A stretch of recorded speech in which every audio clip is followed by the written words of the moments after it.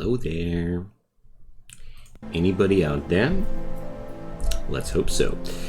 So tonight we're going to hopefully survive yet another night. I'm not too sure if I'm going to be able to do so, but let's spread the word for a moment. There we go. Alright. Lost adjustments. Alright. Ready to roll. Hey Joe, welcome. Nice to see you. You are quick today, as usual. I'm kind of like used to that by now. Still admire it nevertheless. You're welcome. So, what's up here? T-Rex, thanks for the follow. Welcome. And overall, welcome to everybody hanging around here. Wow, what a crowd. Nice to see you all. So, we're going to go underground today. This is where the fun really starts, if you ask me. So, let's just hope... Hey, Yoga, nice to see ya. Let's just hope we're going to make it tonight. Hope you guys had a nice day. I had a quite stressful evening today. My little boy needed like 3 hours today to go to finally find sleep until my wife frustratedly went to bed. Paul Clark, hey, welcome, man. So, happy that you guys joined me here. Let's have some fun. Hopefully. With the hardcore mode, I'm very, very afraid here. This is very personal. So, thank you, Joe. Thank you. You keep impressing me and staying awesome. Let's just stay alive here, shall we? Alright, the skeletal gargantuans are the biggest issues here, as usual. These guys being able to immobilize me are really, really bad news. Alright.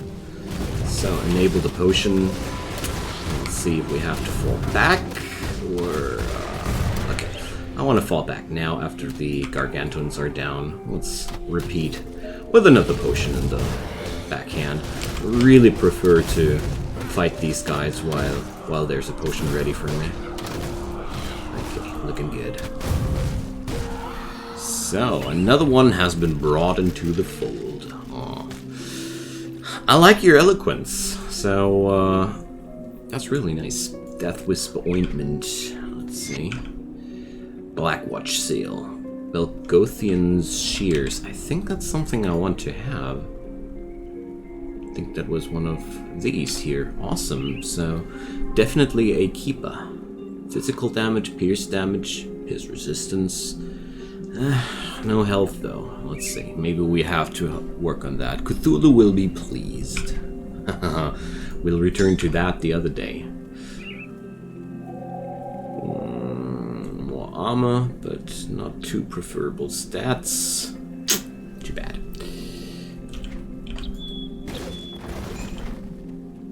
Okay.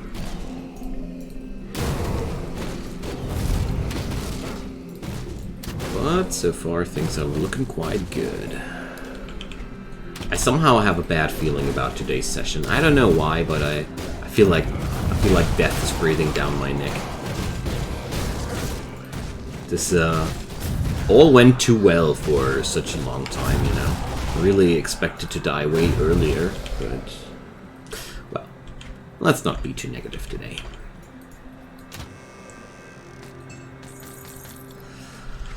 So, the entrance is up ahead there. Let's not waste too much time here with these guys. Or, well, there's no such thing as wasted time, especially not in hardcore. If you can't just farm enemies, I shall do so. Just forgot where my priorities are at. Overall, these areas with undead are pretty good because they are just such high numbers of enemies, which are easily smacked down by my AoEs. I was quite happy to see all the traction Loop Hero got on the Discord. Glad you guys enjoying the game as well.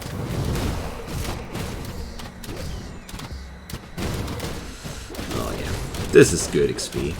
Should not say no to that. Alright. More skeletons. Yeah, I had my fun. I'm having my fun with that. Still not too sure if it's, I don't know. Loop Hero stream? Anybody? Hi there, Hyorin! Nice to see ya. Just want to know if you guys would like to see that more often. Have a hard time guessing what you guys like to see, you know. Like I today discovered we all like to stare at our game libraries and not be being unable to pick anything from that. We share a common trait. So there we go. Bang. Oh, let's stick with those guys. These XP numbers are just too tasty. Nice to know, Joe. Always happy to have you around.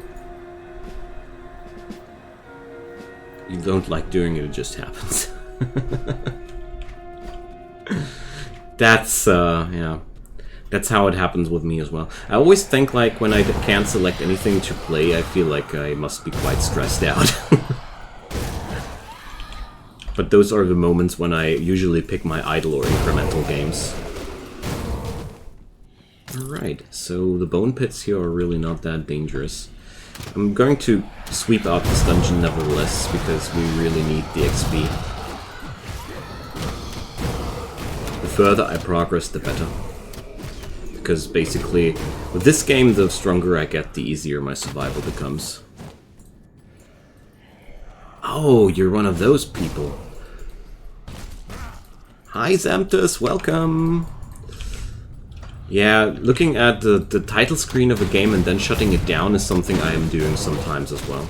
Not quite as often as standing paralyzed before my library, gotta say. But I know that one, that's familiar to me as well. Happens to me with Factorio quite often, gotta say. Don't know. Whoa, me derping. Dang, I need to pay better attention. Soliane, hi there! Happy to have you. Epic shield. Oh man, we're not in shields. We're suicidal dual wielders. Don't know if that's such a smart decision after all, but let's play X, load game. I don't want to play X. Yeah, well. I can't feel you. Nice bunch today. So let's hope I'll stay alive today. I really, really hope. It would be so cool to at least reach level 50 with that project. That would be that's my personal first big milestone here. Reach level 50. Because level 50 ain't that easy to achieve. We have to get through a lot of nasty baddies to achieve that. Literally, there are a few bosses up ahead of us which are just giving me the chills, but maybe we're going to do that.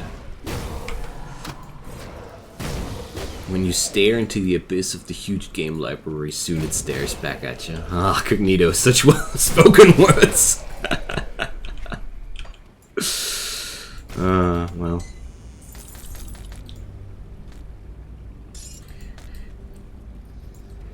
Gotta say, I feel like never ever have there been so many good games as well, like in the last few years. When I was a teenager, I didn't have that many good games. And even the good games were bugged as hell. Like, some games were just really awesome, but they were that bugged that you had to wait yet another half a year until you finally could have bought some sort of how's it called? Some CD with a magazine, with a gaming magazine alongside of a gaming magazine containing the latest patch that was gaming in the mid-90s. Horrible. Just horrible.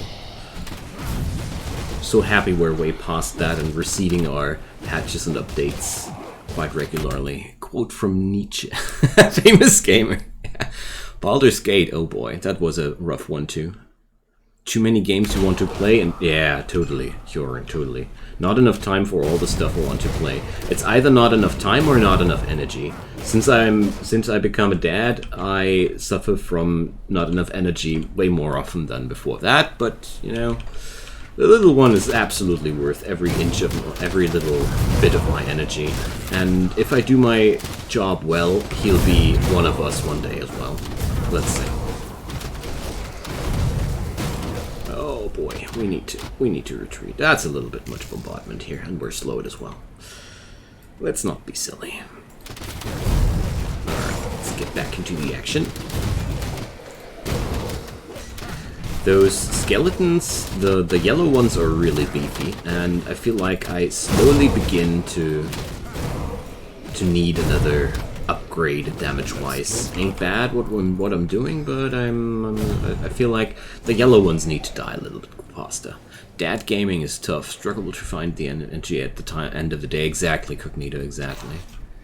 That's exactly the issue there. But you know, it's only going better every year, every month. You know, they grow. And they grow more independent with every year. And sooner as we like it, they will be doing their own thing. Oh boy, we need to run it a little bit. Potions down. So where to run to? Okay. Lightning, dude. So let's see if I can pull it off here. That guy hits quite hard. Or my lightning resistance is really bad. Or both. So, fighting that without potion, oh, well, that's a little bit too much. Let's do this. Alright. Quite resilient, but it's not the first time that I suffered some trouble dealing with the ghosts. Let's go potion. As soon as the potion wears off, I need to fall back a bit, I guess, but nah. We're stable. Everything's fine. Alright, quite a dangerous one. Mixed with a large party of enemies, that could have been my death. Well, you can't always have them do the grindy bits in between videos like gathering resources. Well, my son grows more and more interested in games, though. He's now almost 3.5 years, and he starts to look at these things more and more interested. I like that. Alright, can we hold that? I think so. Alright. The ghosts really hurt me a lot, and I got trouble taking them down. He'll be slaying trolls and committing war crimes in no time. I hope so. I certainly hope so. Also, I hope that Valheim will receive an update soon. Alright, should stop talking about so many other games. Enjoying myself here a lot, actually. About the reputation, you need to be honored with the Rovers faction to import. Okay. The Rovers, they were Undead. I think Undead were increasing the Rovers faction. No, maybe I'm wrong. Where was the factions? J. The Rovers like me for killing Arcovian Undead. Okay, I got it right. Nice. Nice to know. I think with this run I'll take way more I will put way more attention into the faction standings because, you know, all these faction items, they help so much with survival, and so far I feel like Grim Dawn is a lot fairer than other action RPGs in that department. I really feel like if I die, most of the time I messed it up. Because I died because I messed it up. And that's a feeling not too many action RPGs gave me in the last few years. Like, quite often I was like, well, okay, even if I knew that was coming, what should I have done? Like, a perfect example for me was the Atziri boss fight of Path of Exile. That phase where she spawns one duplicate of herself, which immediately kills you if you dare to hit it with something, that mirror one. I really hated that mechanic from theirs because 90% of the builds of Path of Exile are AoE multi-target builds. That's like, haha, look at that. Your primary strategy won't work here. Haha. That felt so stupid to me. Going to lurk. Alright, thanks, Shots. Big project for university. Good luck with your project, man. I hope you're going to achieve a good result, you know? And thanks for lurking. You are helping a lot with that, actually. Believe it or not. Even lurkers are extremely... or no, not even. Lurkers are also very welcome and can't do that. helpful here with the algorithm game. Okay, let's get out into the ruins. Because I'll just take a short break here. There's this Minova person. She wants me to kill a boss. But most importantly, there's a little portal outside there I can activate. And then we're going to head back into the ruins. Just remember to keep the volume on a smidge.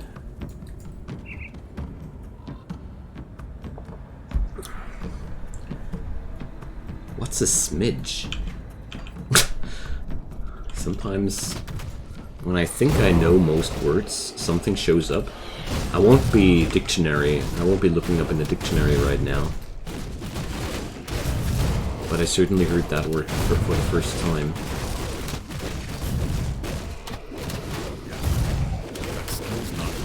So let's break through to the priests before they start healing up their buddies.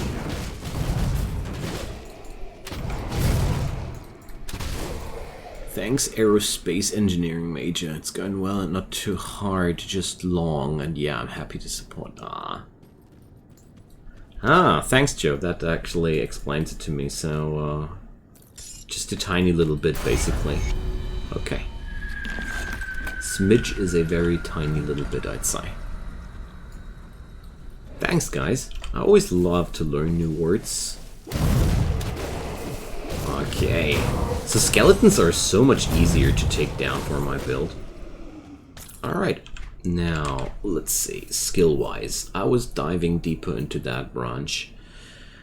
One of the execution and this branch. I really feel like I want to specialize a tad bit more. So static strike. Knockdown target. Yeah, I want that. With the Nightblade side, the Whirling Death was good. Blade Trap. What do we have here? Well, pierce and bleed damage.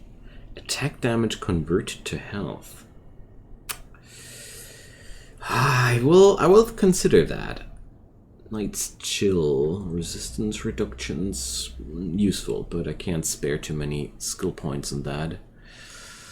So, yeah, I want to skill into that. Oh, wait a sec, Grenado.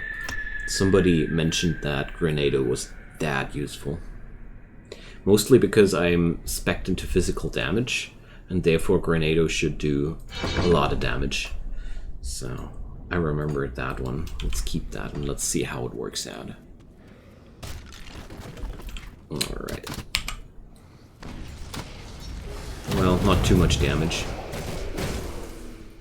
But it's at rank 1 right now. Oh, a treasure trove, hooray! Let's see what it'll be. Treasure troves always have something like a recipe, something really good inside. You can mute the tap though. If you mute the player, it realizes that, but if you mute the tap, it doesn't. Just saying. That's a little bit of a mean workaround. Not that I'm saying that you should do that, not at all. You shouldn't. Turn on the volume and listen to me. JK. You do whatever seems right to you, you know. Alright, let's keep going.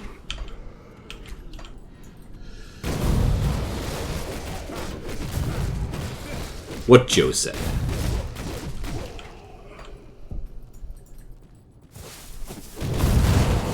Alright. we are doing just very fine. I mean, sure, it's a little bit lame. I keep increasing just my base stats level up after level up, but I feel like this is one of the best things I can do due to the fact that it just increases my survivability crazily. And base stats are also pretty useful. I didn't know that. It's a dumb feature. Yeah, well. A lot of things when it comes down to marketing or something are not that logically smart, you know. One thing that I learned when I studied business economics was that earning money is one of the dumbest things in life. It has nothing to do with being smart. It's about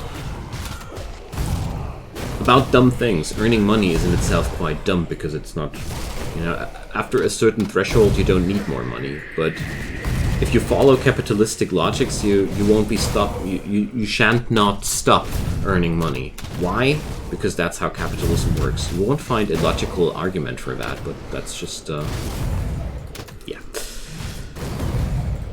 But I don't mind. Us humans, we like stupid things. Also, I like grind.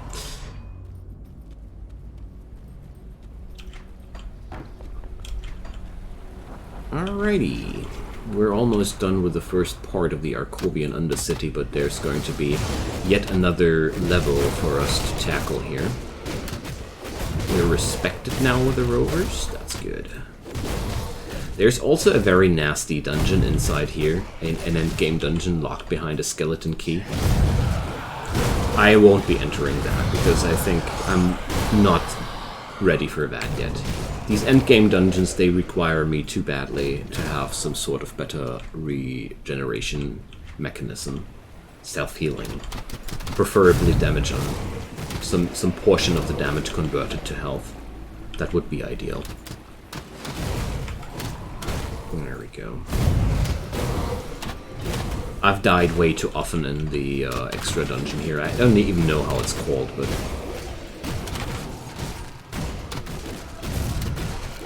Grim Dawn players know what I'm talking about. Alright.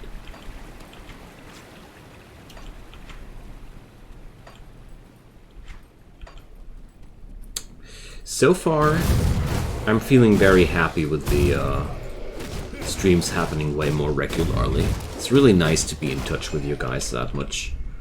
I feel like this is way more friendly and close than the Discord experience. Alright, Arcovian Undercity a year ago. Okay, I'm really scared of this portion because I don't know why, but I feel like there's a certain chance of me dying here. I mean, that's always the case, but I think that it's partly because of a lot of my successful characters suddenly died down here, because the enemies here are quite bursty after all. Combined with the first real regular immobilization effect from the skeletal enemies, I did some mistakes sometimes there. Yeah, there's the damage. Thanks, Yoga. Do you stream on Discord as well? No, I don't. I only stream on Twitch. Because I really like the Twitch community a lot. Always did. Ooh, we got a boss here. And I really like to be here, you know. So that's not feeling too comfy here. Oh, and this guy is a teleporter. Alright. Let's at least try to stay outside the AoEs here. And, not too cool. Not too cool at all. Alright, let's fall back and organize that a bit. The issue here is I want to get rid of the ads. This guy is on his own already dangerous enough to keep me entertained. This is looking good. Alright, that's exactly the situation I want. No extra archers here. I feel like I'm taking damage from hitting him. Yeah. he has some sort of damage reflection going on. So basically when I go low, I just need to stop whacking him for a moment and then everything should be fine. That's what's killing me here.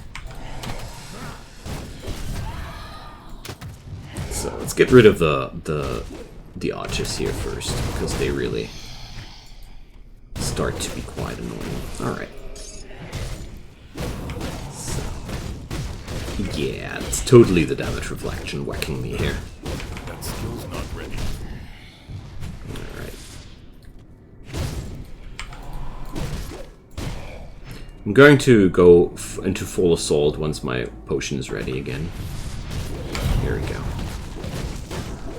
Sip in the potion and finish him off. Okay. Quite a dangerous one. That's why I was that's why I'm scared. Okay, but everything went fine.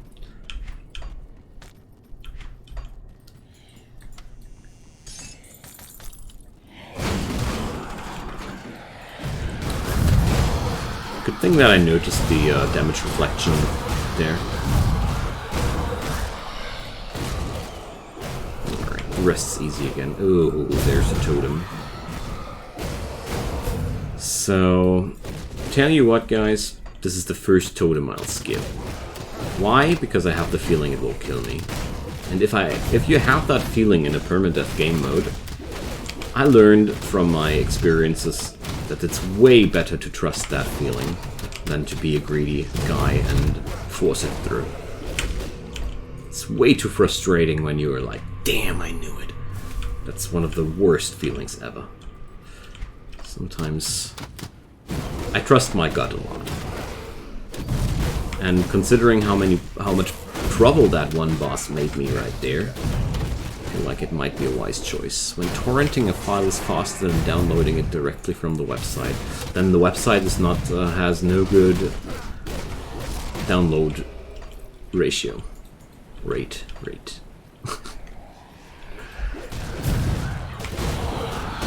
Alright. This place is giving me the creeps. But I think we're reaching the end here.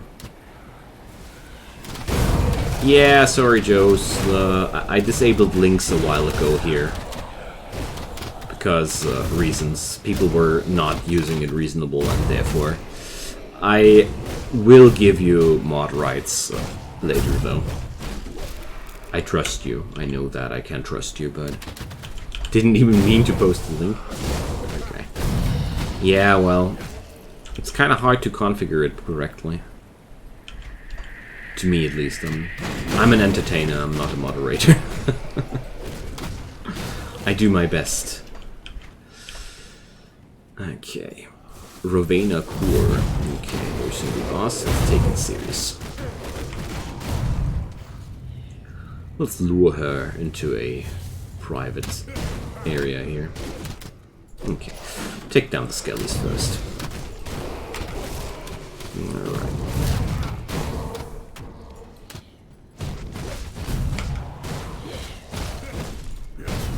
Okay, she ain't that strong though. It's just annoying to fight her with all the ads present, which are not melee. It's all ranged ads here. Just keeping the pressure on me. Okay, it's really a lot of damage for a level 1 skill. Considering that Grenado right now is just level 1, I will level that up. Thanks, I think it was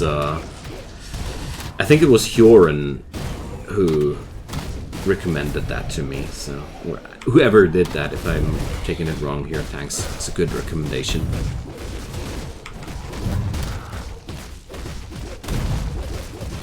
That skill's not ready. Alright. Now to the safe and boring part of taking you down. But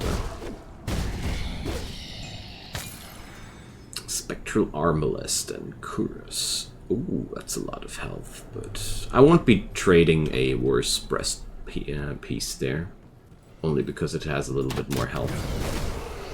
I don't think that's a wise choice here. Armor does matter after all, too. Every little bit of armor reduces the damage taken. Although Grim Dawn has one of the most complicated armor systems I've seen in ARPGs yet. Or, well, let's not call it complicated, it's just very extensive. So basically when enemies hit you, there's a percentage roll which determines where the hit will land, and then the respective piece of armor kicks in. That's a very interesting concept, which makes stats quite weird, in my opinion. Please correct me if I'm interpreting it wrong.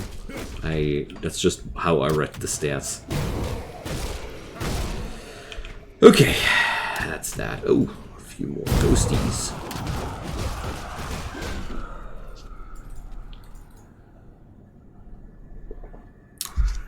Oh no, there's another one. Oh, and it's a boss area. So now I'm scared.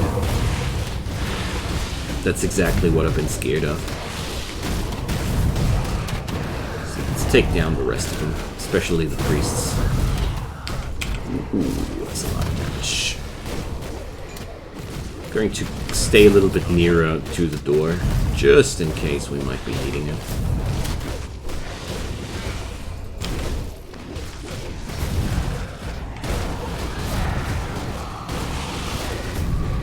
Alright, let's take a brief respite. My hand was a little bit crampy. So, I need to change up things. This needs to go here, the fire strike needs to go here, and the grenado needs to go here. I can't play like that. This needs to go here. Okay, way better. Alright, let's go. Just realized that's something I realize whenever I play ARPGs. I start out with my basic attack on the left mouse button, and after a couple of hours I'm like, oh no, my hand can't take it anymore. I need that basic attack on something like Q. Holding down the left mouse button is way more exhausting for the hand than I thought it would be. That skill's not ready. But it is. Path of Exile taught me that. Jeez, I'm doing no damage. But that's kind of like the worst thing I can say here.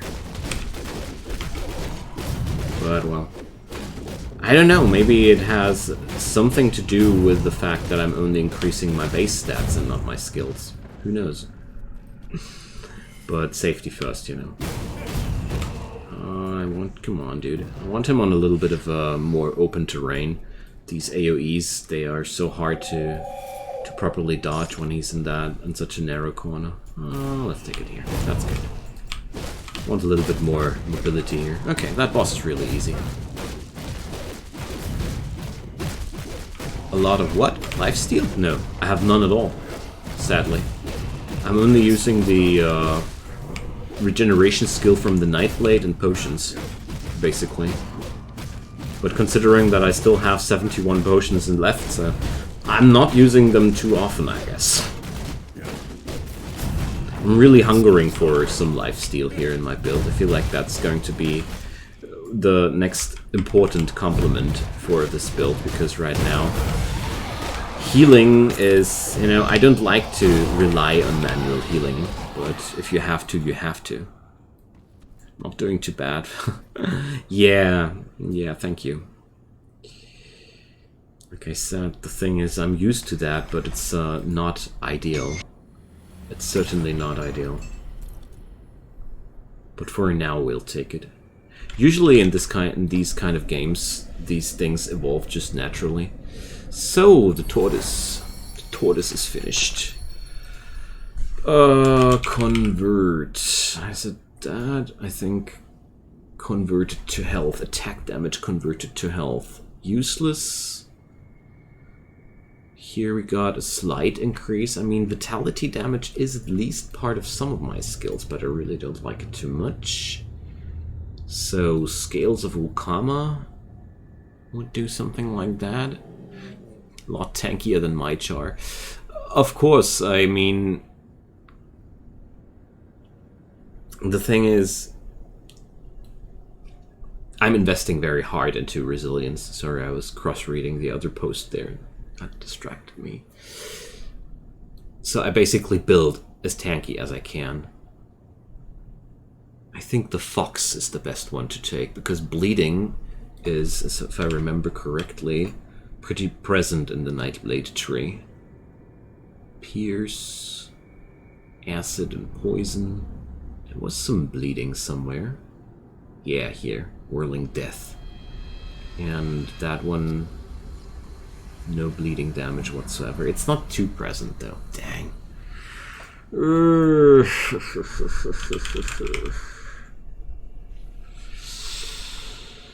So I'd really like something to give me the ghoul physique. Oh yeah, that's exactly what I like. The ghoul. Okay. We're going to need just 1 point of affinity there. Yeah, that's the one we take. The ghoul will be solving my problems the easiest way. Wonderful. Alright, that's the next way to go, after the tortoise. But I don't mind the tortoise. The extra HP shield popping up from that thing is really useful to begin with. And about the tankiness, Joran, whenever I play permadeath modes, I always try to be as beefy as possible to begin with. Wait a sec. Oh, that was optional. That whole thing was optional. We were... Oh my god. I played a lot of roguelikes. Like, I don't know, old school roguelikes. Like Rogue, NetHack, Adam, Moria. If you're in that kind of... if you're into the genre, you know those games. And they all have only permadeath only game modes, so I'm quite deep in that, and I hope it works out here as well. But TLDR, safety first.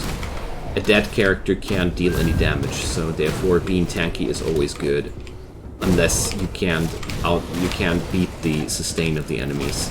But even if so, another roguelike rule, you don't have to kill everything. Sometimes it's okay to just run away and be like, come on, another day. It's one of the most common mistakes of players in permadeath modes. The urge to clear the map, and the urge to kill everything, and to complete everything. That killed me a dozen of times, if that's enough. I fell for that trap I don't know how often, until I finally started to learn that there's no reason to just kill yourself just to achieve something. There we go. Especially if you feel ill-prepared for the task. Oh, this is so good here. Alright.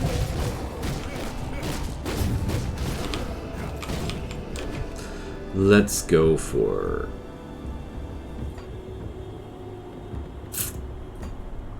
I wonder if I want to go for extra grenado thingies. 100% physical damage converted to lightning damage. Do I want to increase this one? Let's take that for one level. Make it useful. Sometimes you have to live in that live. Yeah, exactly. Like I said, I died because of these things quite often in my gaming time, so...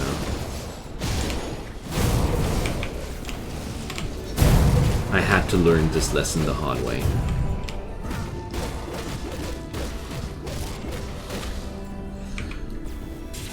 Alright.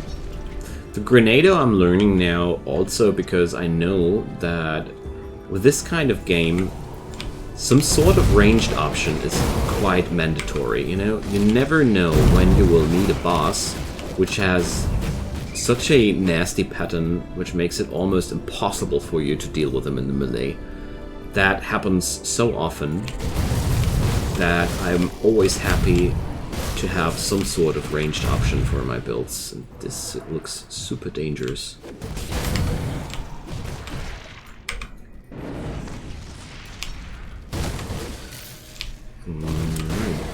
That skill's not ready.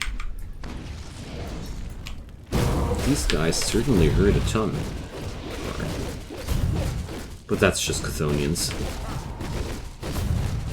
Also, I noticed that I'm starting to use up my energy. For real now. But that's okay. Finally a reason to sip down these potions. Yes, enemies heal, but very slowly. And usually they only heal in a meaningful amount if there's some sort of healer in the background. So usually when you see enemies ragging up a lot, it's usually because you haven't taken down their support yet. The other option would be some sort of life-leeching environmental effect, but that's not quite often the case. Okay, so do I want to take this? Do I really want to take this?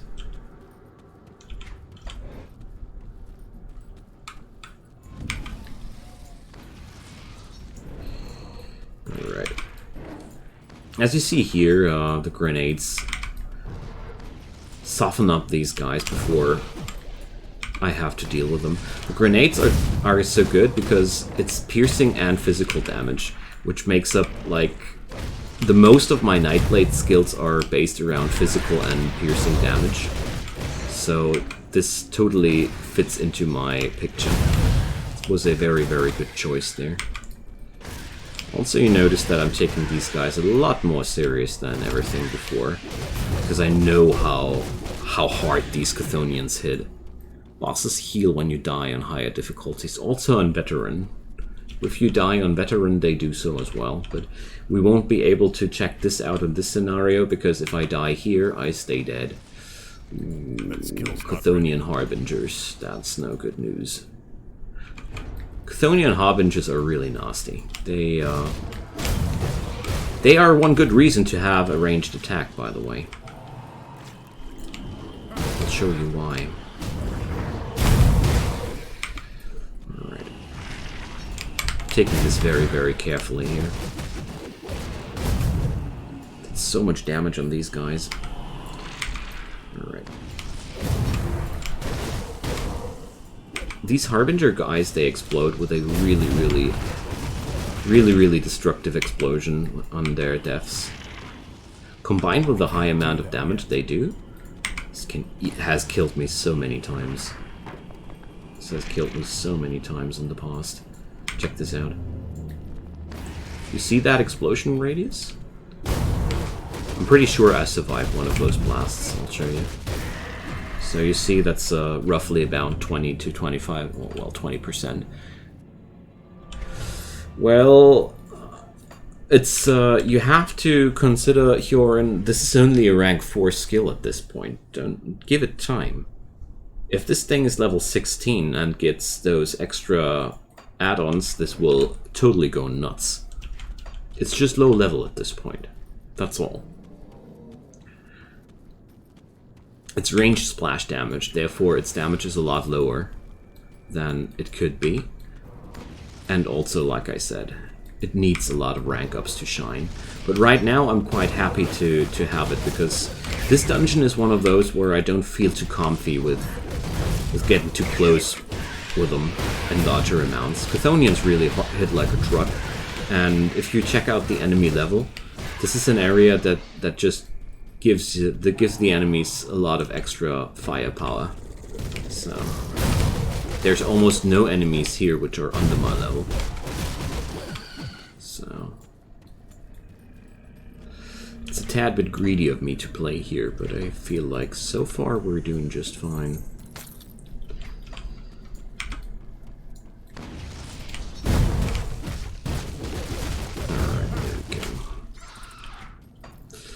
But there's, of course, one thing influencing the Grenado damage as well, and that's me with no spell amplifiers or ranged amplifiers, of course. But I feel like since my build amplifies piercing and physical damage a lot, it will still be worth it in the long run, though. That skill's not ready. Right now, it's just a nice little add-on. It'll grow, though.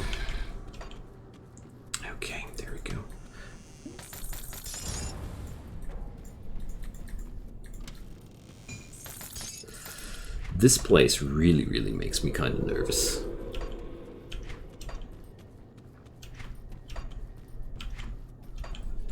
I might be even skimping out on the boss here, honestly.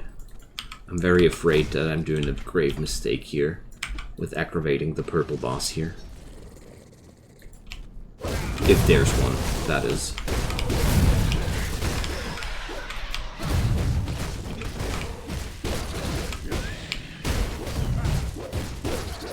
Alright. But there's only one way to find out. No, I don't take any self-damage from my own attacks. Luckily.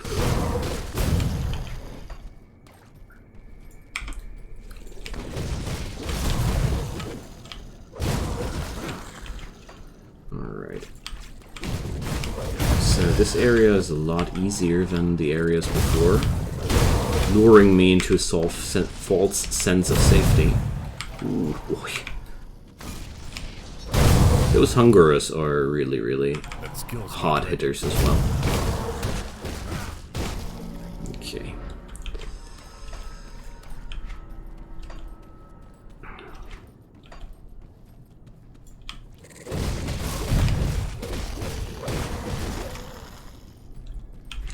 So far, so good.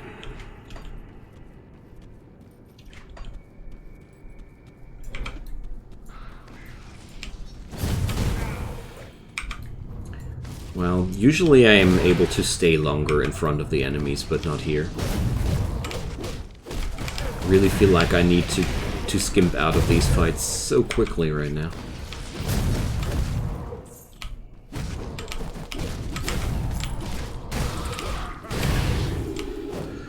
Well, depending on the mechanic of the boss, it might even be that I need to escape and run from that one. It all depends on how the local end boss deals damage. I think the worst that could happen to me would be a physical hard hitter. Can't do that yet. Just some brute taking strong swings at me because I'm literally not dealing enough damage from the range, and at the same time I'm not resilient enough against their damage types to just face tank a Goliath. Let's see.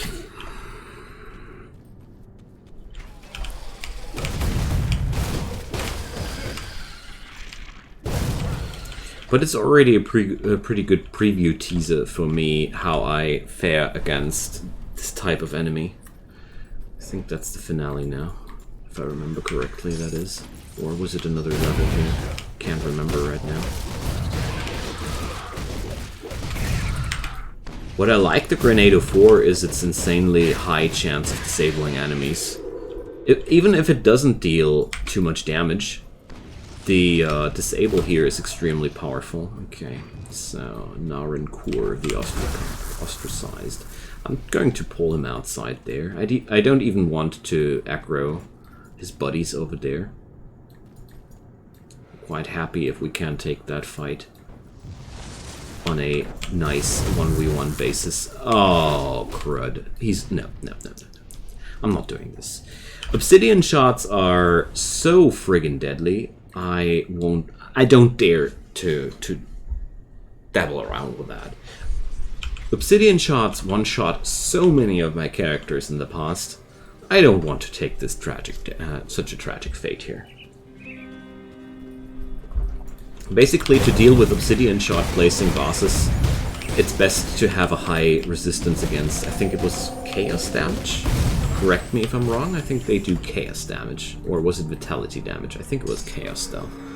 Without that resistance, it's so easy to die. Way too easy. Not doing that. Alright.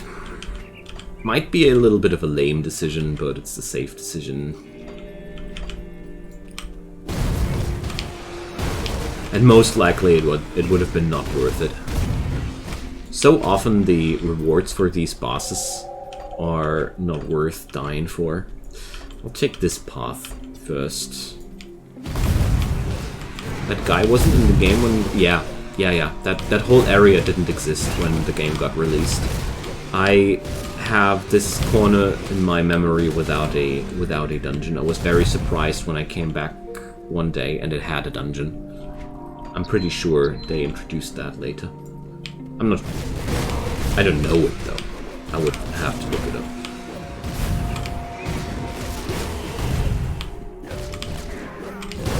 Whatever might be the case, obsidian shards are really nasty. That's one thing I know for sure. Ooh, these guys are dropping mutated scales. That's so good. Mutated scales are really one of my most desired augments for armor because they increase HP even better than the bristly furs. Alright. There's a bunch of harpies back behind me. Let's take them down. I don't want to miss out too many XP here.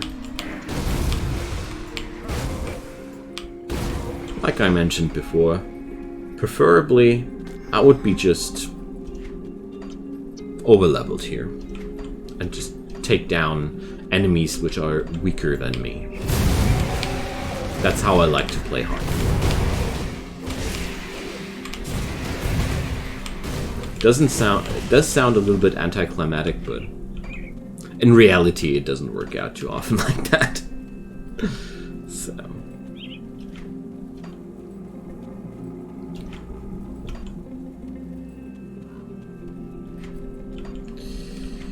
now we're entering the area where you can find that undead bonus dungeon, which I won't be doing right now.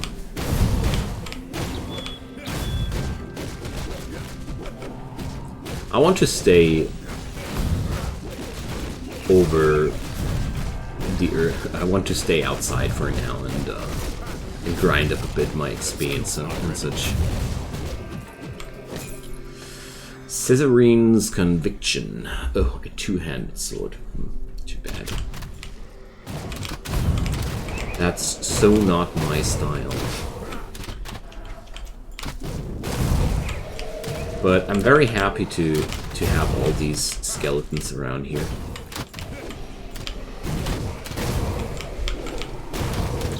For some reason, they don't mind my damage types. I thought it was quite heavy on piercing damage, but turns out I'm not. Or, I don't know. What kind of damage do I do mostly? Ah, yeah, of course. We have to put it down like this here. So physical and pierce, yeah, but mostly physical. A little bit of fire. Okay. It's always good to know what your damage is composed of. Is there a secret here? No. Looks like one of those corners where it's worth taking a closer look. Alright. Down here, this will be interesting a lot later. I think once you have unlocked Fort Icon, I think there you will meet the an NPC which has actually a quest for that area, but before that it's totally optional. After that it's also optional, but at least you'll receive a nice reward for it. Oh, there's a totem. Let's just hope it won't kill me. Clear out the area around first.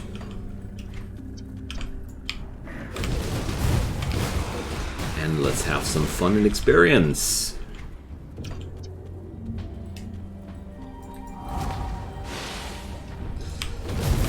Alright, a lot of bosses. Oh, and an undead thingy. Ghouls. Alright, I want to fall back as much as possible to take down... Oh, dang. Alright. That's quite an unlucky composition here. Okay, turns out I'm able to take down the ghoul alone. That's a good start. Oh, he doesn't place down those AoE fields. That's somebody else. I thought he was... He does. Okay. Just didn't do the trick again.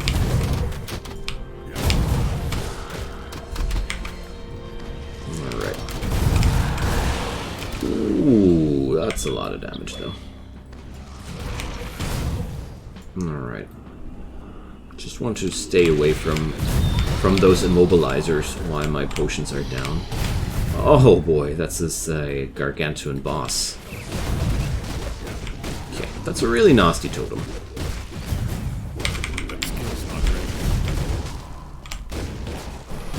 Alright, let's sip in a potion to finish off the first boss. And I'll kite it a bit until I got my next potion readier.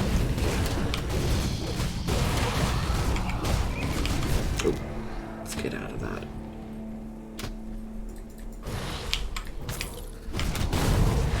Alright, that's better. So this is a really vicious combo. To immobilize you while placing down such a big AoE field. Luckily, he doesn't do that too often.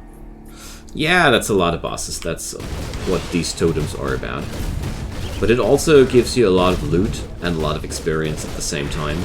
And once I grow stronger, I won't be that troubled with taking them down any longer. Right now, I'm just weak. Oh boy, there's another one of those. Yeah, okay. Maybe it is a lot of bosses. So many of these skeletal giants, it's really tough. Whoa! Let's fall back a bit. That was a grave mistake. I don't want to do such a mistake again. Oh boy. It was almost my end. Without the heavy investments into base stats, I would have been dead here. Alright, let's fall back a bit.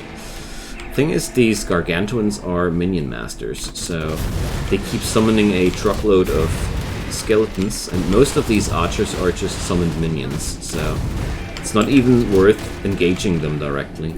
They just keep respawning. Okay.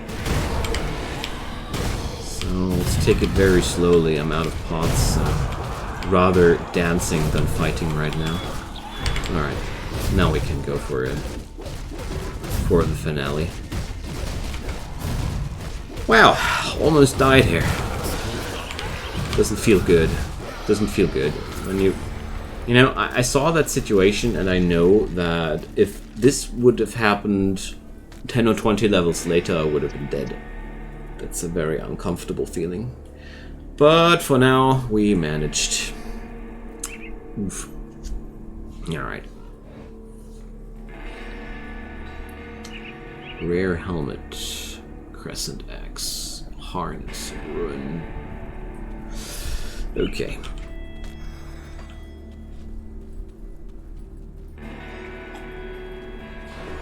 Let's have some water. And rejoice the fact that I'm still alive.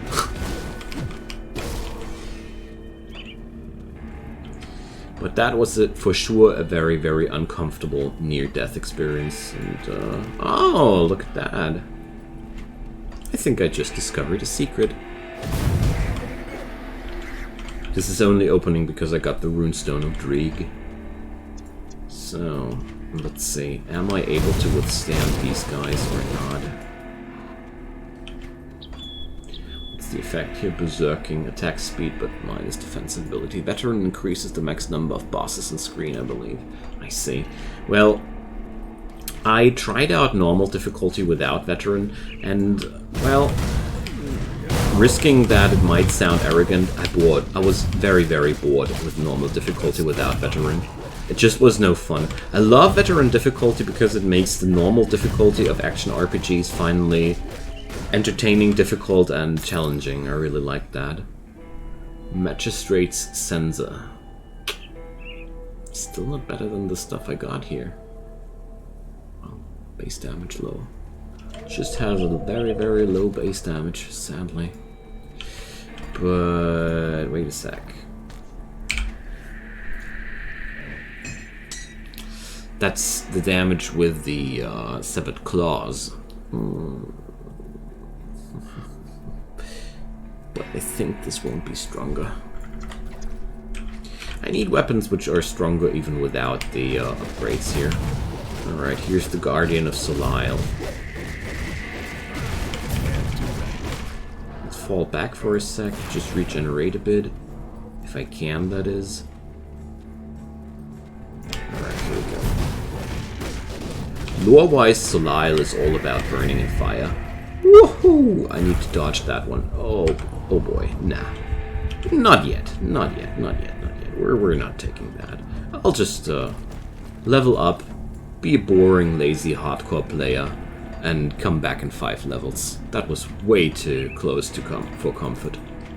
I just risked my demise to, well.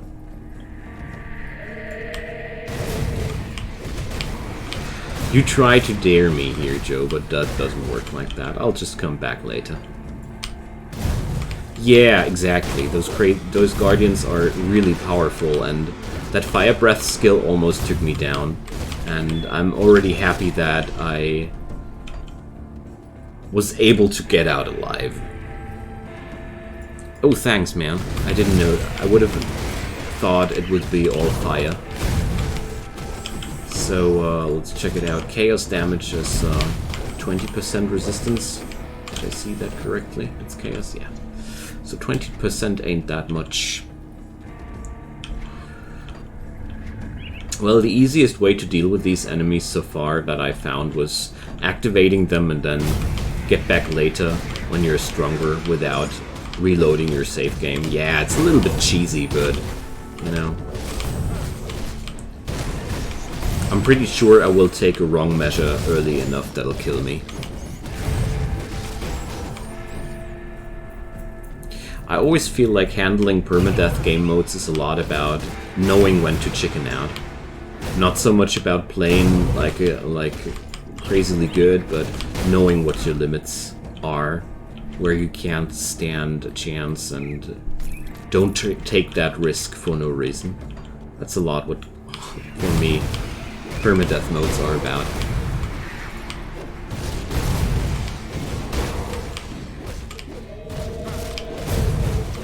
Especially if you go for a crazy dual-wielding build that doesn't feature any resilience whatsoever. I didn't expect to get that far to begin with.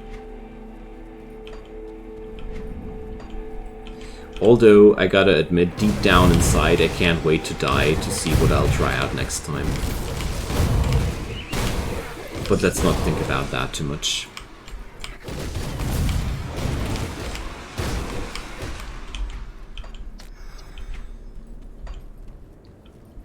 Alright. I think I should be moving closer towards another boss.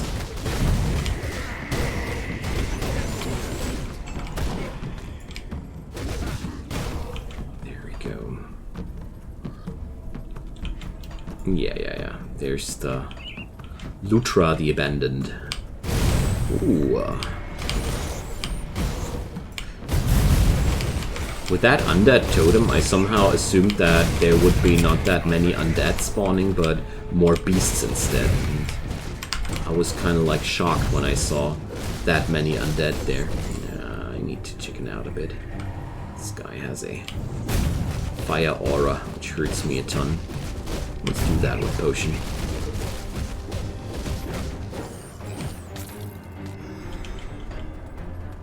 There we go. Almost next level. There we go. So let's stick with the NATO and see what it deals now.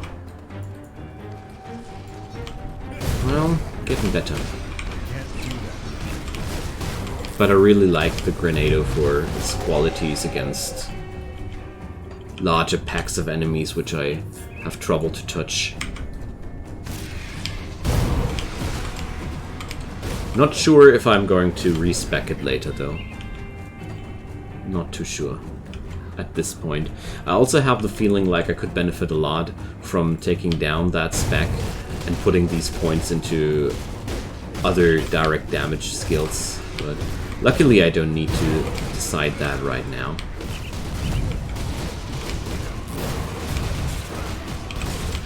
So that's a lot of harpies here.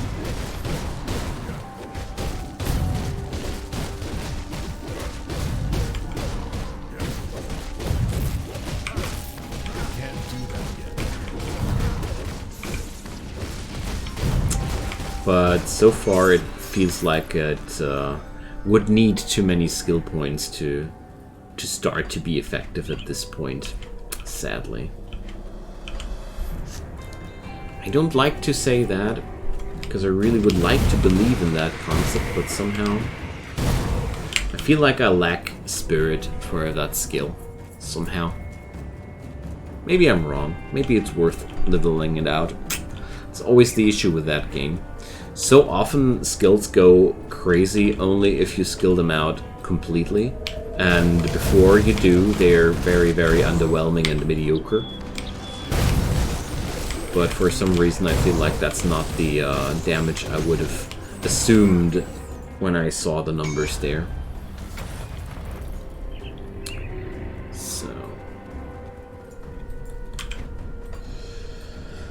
Let's go for the Ghoul Constellation. We needed that one. And the Ghoul was this one, right? Right, okay.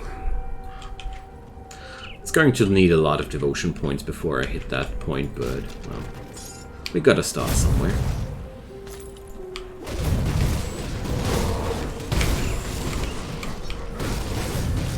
So yeah, well. For now, I feel like respecking is way to go. Ooh, that's a lot of harpies. That's a lot of damage.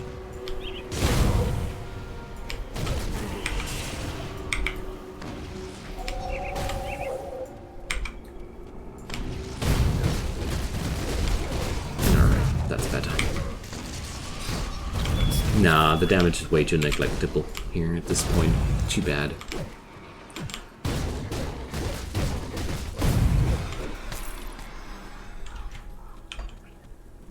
Correct me or give me other input if you think differently about it. Ooh.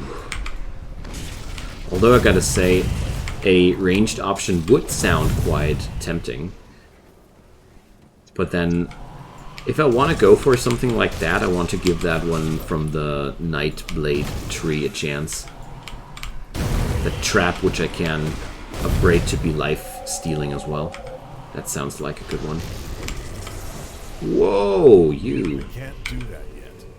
Can't even get close to these things.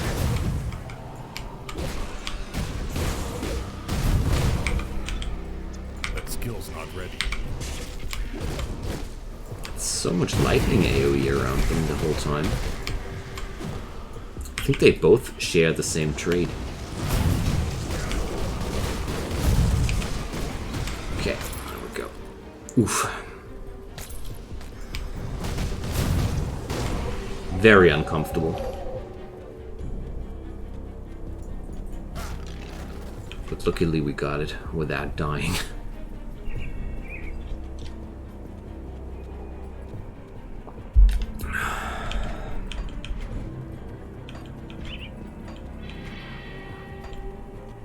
Ooh, there's a bristly fur. Let's not leave that behind. I need more devotion shrines.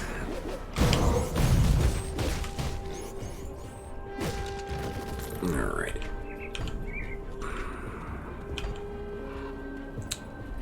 Let's go.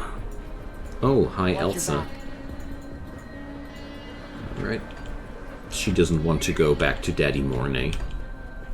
Long story short. Whoa, whoa, whoa, whoa, whoa. Let's not walk deep into that. This looks really quite dangerous.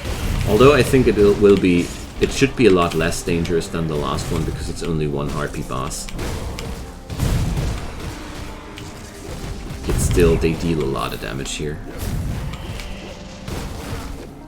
So these lightning clouds must be a skill from the harpies themselves and not from a boss. Rare chest armor, no. No thanks.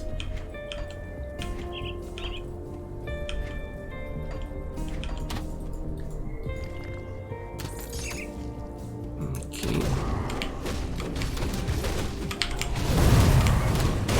Alright, that's a bunch of Mistborn here. Oh my god. So at this point I really noticed that I really need lifesteal. Like, these fights are growing harder and harder because I don't heal anything up from the damage I deal here. Oh boy.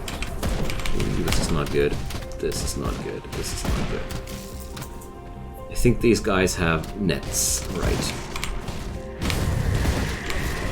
Yet another immobilization effect. Alright, I'm losing control here. I need to fall back. I was noticing how hectic and broke out, and okay, now I got myself back. The net throwers there panicked me a little bit because I did not have them in my memory here, being ever a problem. Like, usually these Mistborn guys were never a problem whatsoever for me. Revolving rifle, Raider Targe, nothing I'd like to have. Alright. That's some beast boss. Told you. Alright. 2 beast bosses. Okay.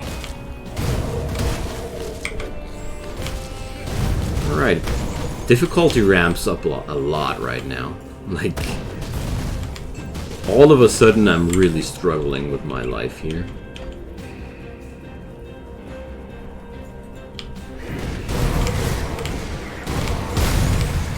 Though that's not a complaint, not at all.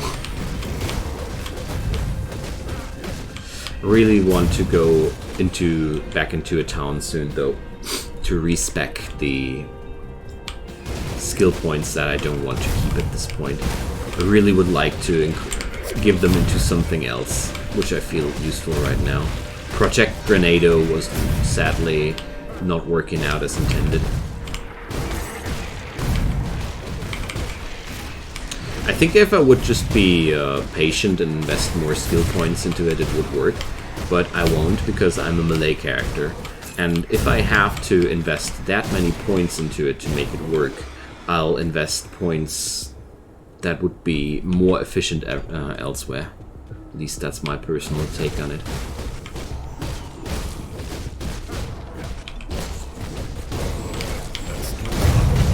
Ooh boy. And since the stun and the knockback won't be working against bosses most of the time, I don't really feel like why. I don't really see the reason why I would want to keep it. Wow. These guys really make me nervous with all those burst damage amounts they put onto me. Okay. Raider revolver. Do I look like I want to find Raider revolvers? Let's pick up the fur, though. Bang. Dynamite. Nice loot. Dynamite is always something I'm happy about. Oh, I'm also eligible to gather some reward for Lutra. Just remembered.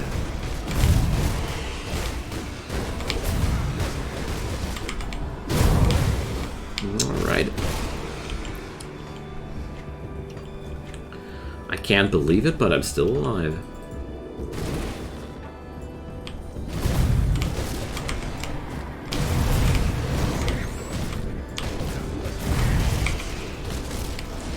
Yeah.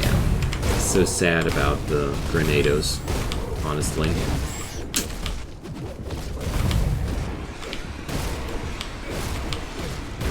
But it was worth a try.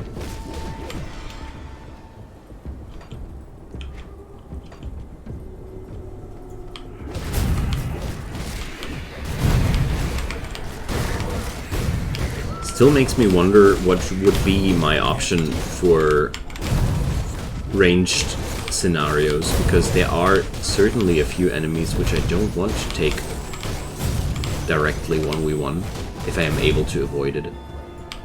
Like these Chthonian Harbingers. That's a really interesting question there. So I should have at least one skill to deal damage somehow ranged. That is quite important after all. Yeah, those Mistborn warriors really deal a lot of damage. They are not too resilient on their own, but they just deal a lot of damage.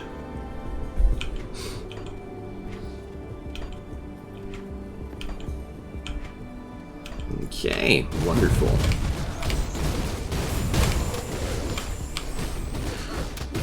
Also, anybody who's new to the stream, I'm streaming daily, 10 p.m. GMT +1 time zone, that's Central Europe. Under the week, Monday to Friday. Feel free to drop me a follow. Just stay tuned. Alrighty, now.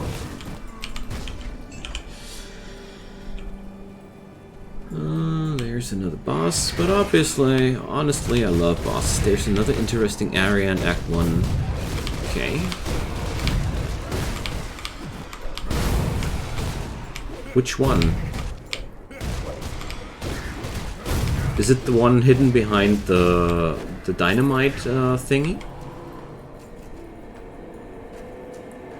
With the swampy area? Oh, look at that! Fire damage, burn damage, cunning, grenado, canister bomb. Well. No. The map's kinda like the same. There are always roadblocks which are placed differently whenever you restart the game. Like there are several different paths sealed off whenever you start a new game, but the map itself is the same. If that makes sense. Crescent Axe, sadly not. And the enemies, of course. You only have the enemy type, which is predefined. Everything else is pretty much random, yeah. Alright, so we finished the Barren Highlands. I was very skeptical of this system at first, but I gotta say, for me, it's way more fun than all these procedural generated maps, because the world is that large, it's not that easy to memorize all these areas completely, and if you did so, it doesn't feel boring, it feels rewarding, because all of a sudden you know everything. You know all the world, you know all the hidden parts, and it makes you feel kind of like smart and OP, and not like, oh, well, boring, seen everything. It's quite an interesting effect, and came quite unexpected for me, to be quite honest. I expected it differently from the outside. So, sorry Grenado, I really tried to work with you. So instead we'll just... wait, that was not what I wanted. There we go. Now, let's see. This one deals damage and it reduces defensive ability. And this one will... chance to pass through enemies, increased radius, vitality damage. So this is a combo of vitality damage and bleeding damage. Okay. Not too interesting at this point.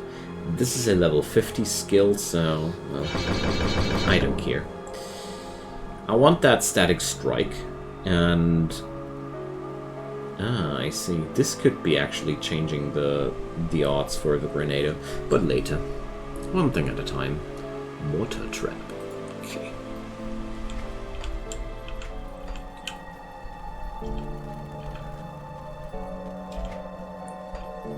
Right now, I feel like my biggest interest is in amping up my basic attacks as much as possible. Next to Mudrow. I think... does it need dynamite to enter? If so, I know which area you mean. If you need to break up a bridge first and then repair it. So I got an attribute point for that. Yeah, where was I? I wanted to say that I want to increase my survivability with my base stats and increase the damage of my base attacks first. And then I want to think about what kind of alternative options I'll take. But mixing in some lightning damage with the static strike certainly feels like way to go. Okay. And that will be achievable next level. Awesome.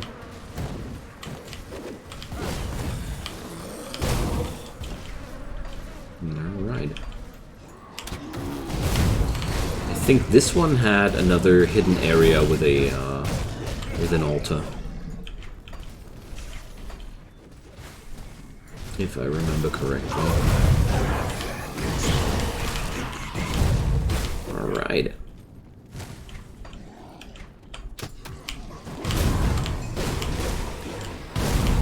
Just wanted to let you guys know that I'm really enjoying my time here. And thanks for hanging around and spending time with me. I really appreciate that. Alright, so... this area will be a little bit nasty since we will face a lot of vitality damage down here. And I think poison damage. So let's see, bleeding. Oh, I got a ton of vitality and poison resist. Okay.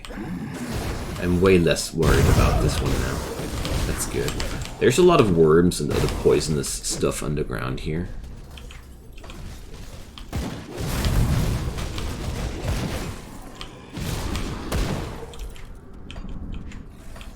Alright.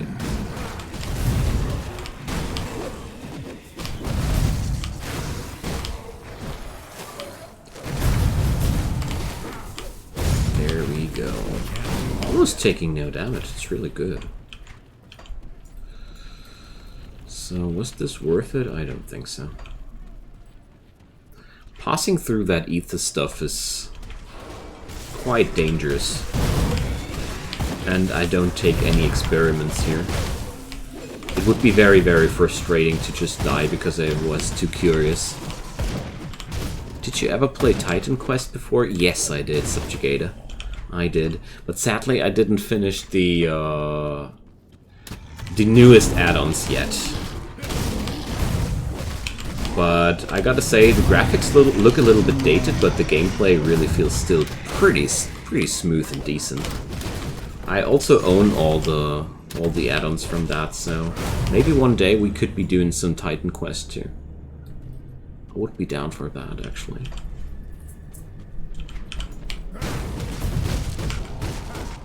I just had a lot of trouble on Titan Quest to find my orientation, to find where to next, if that makes sense. Ragnarok is good, yeah. I don't know, I think I didn't finish Ragnarok completely.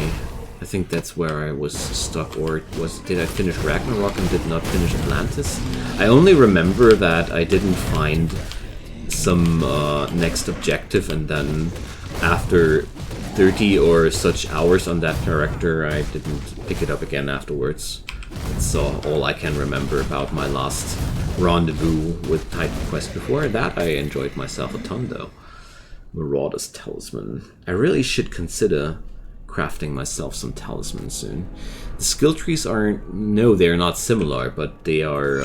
I think you mean they are made up quite similar. The base structure is the same.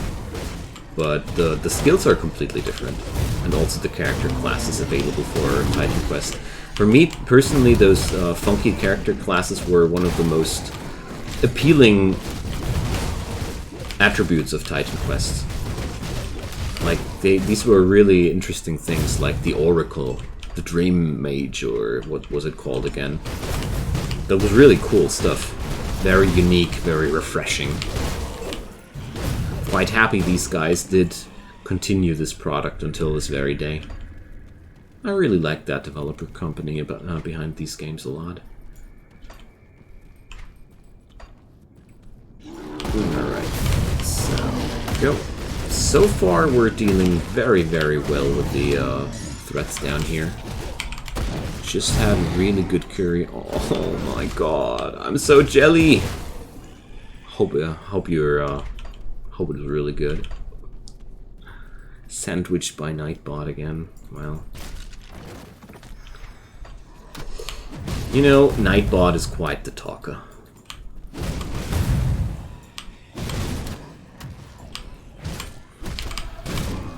Alright, there we go. Urgh. These guys are going down like flies. So, Ancient Savage Totem. Oh, man. The greed. The greed. But let's first finish up this area before I go greeding out. Oh boy. Boldrock the Destroyer.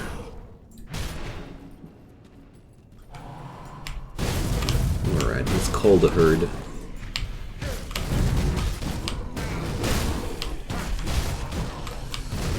Alright, and now let's focus this Boldrock guy. I think that curry sounded like takeout to me. I would be in deep respect for Joe. Would be in deep respect if Joe would be able to whip up a astonishing curry all himself. That would be really good. I love cooking, but Indian cuisine, I don't know how to cook that. You know. All right, this Boldrock guy is quite nasty. Very resilient and a lot of damage. I underestimated him. Okay, let's spin the pot. And as soon as the potion wears down, let's run. Let's run. It would be silly to take that. A good pulled pork. Ooh. That sounds delicious. I am quite the foodie. Alright, let's take another run. This guy is really massive. Jeez. Well, I can do stuff like that as well, but without the... I suffer from a lack of spices and a family which is not interested in spicy food.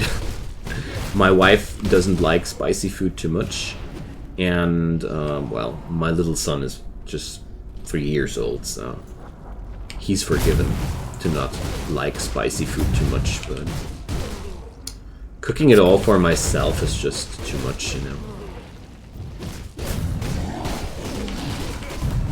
Jeez, that guy was a powerhouse. Alright.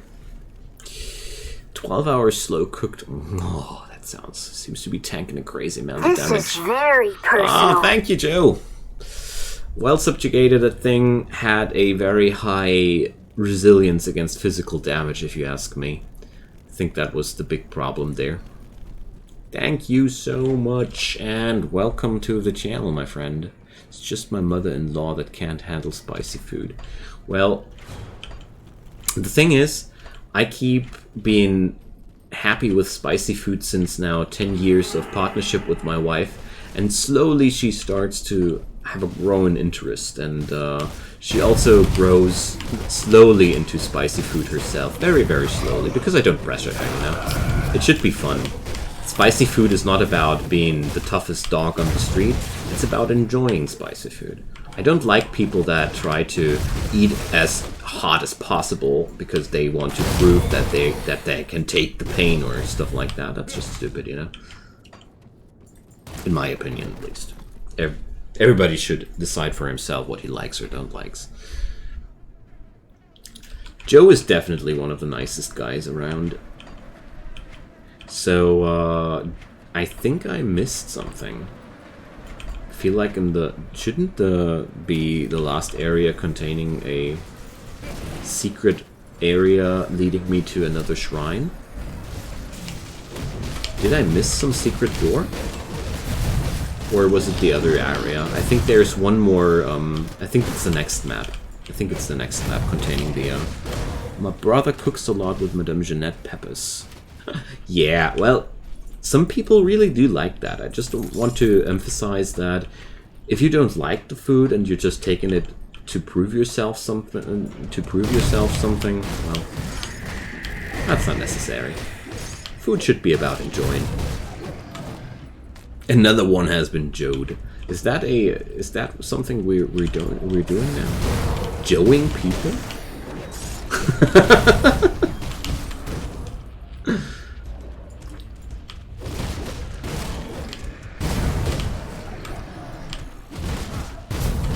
Alright. That's awesome, Jorn. I Joe blocked. So, yeah, welcome to the crowd. We are just a very happy bunch here.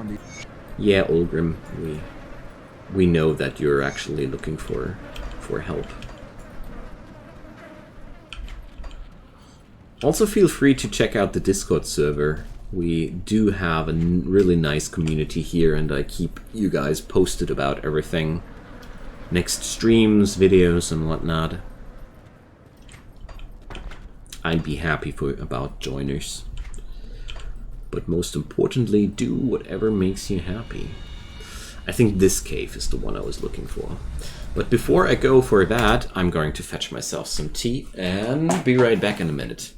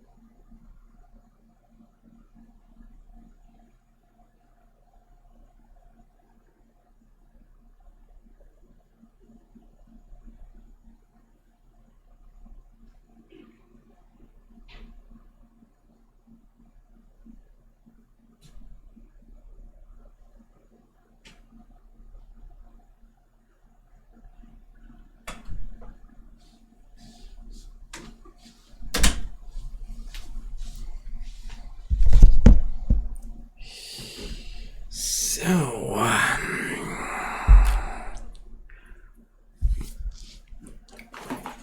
and there we are back. Yeah, Mountain Deeps. That was the area I was looking for.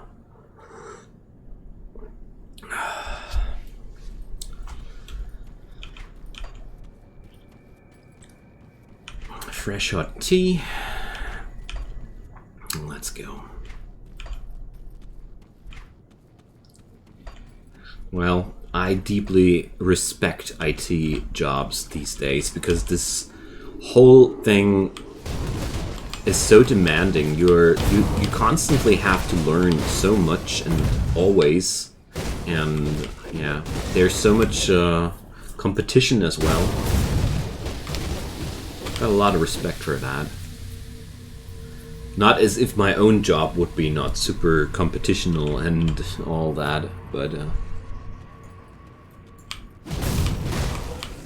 whatever other people do is always more challenging and respect-worthy than the stuff I do myself.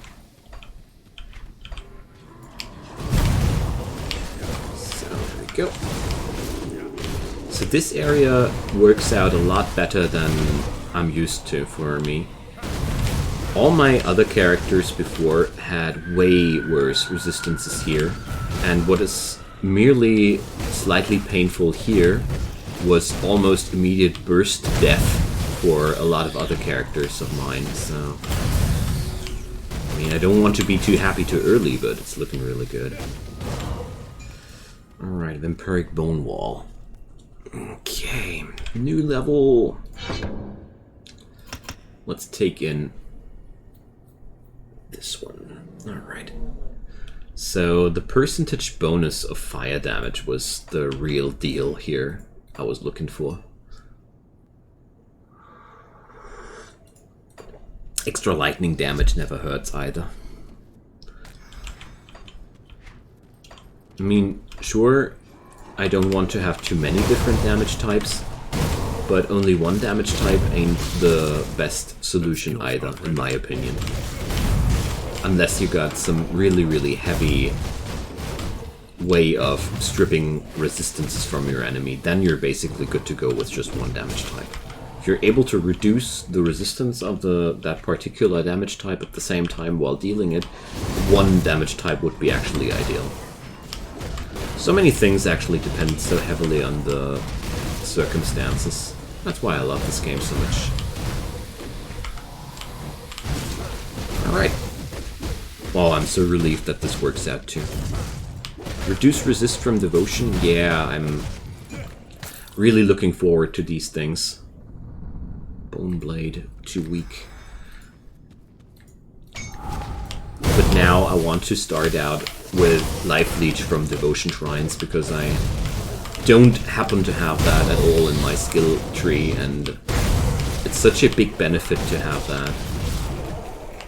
But if I remember things correctly, I now will have 2 devotion points here, and that's a Marauder's Gloves. You know, I'm a Marauder. No, I'm a Saboteur.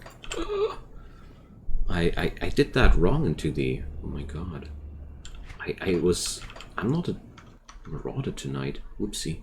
Well, now I let it roll that long wrongly. I don't want to think about it too long. Just noticed that I claimed my character was a Marauder when I'm actually a Saboteur. Whoopsie. Alright, that's the boring skill, that's another boring skill, and then there comes the good skill. Okay. So, don't pay me for the service. Okay. Marauder's Gloves. Fire, cold damage, attack speed, only 2%. Ah, Marauders are combinations of Demolitionists and Arcanists. That's what a Marauder actually would be. Okay. So, enough standing around. Let's move again. Wow, you guys have friends in high places.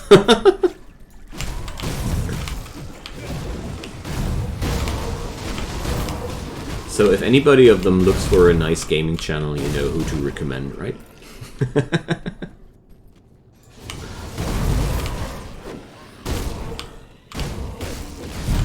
Alright.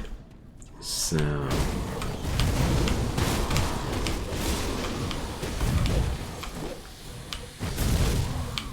can't wait to have a minimum amount of Life Leech. This will change the play style of this build so much, when at least a bit of the damage I'm dealing is going to be returned as healing.